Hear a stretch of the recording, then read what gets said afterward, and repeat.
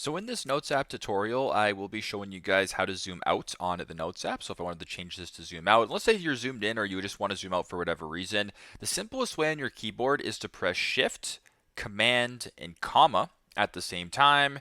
And you can go ahead and zoom out this way. And if you want to zoom back in, Shift, Command, period, you can zoom back in and basically just play around with it, do what you got to do. You can zoom in, you can zoom out this way. If your keyboard's not working and you want to still zoom in or zoom out, go to the top left, press View, then press Zoom Out right there, and you can go ahead and do it this way. But as I mentioned before, pressing Shift, Command, comma will zoom out the Notes app for you guys. So pretty simple, pretty straightforward. That is how to zoom out on the Notes app. Thanks again for watching, and I hope this helps.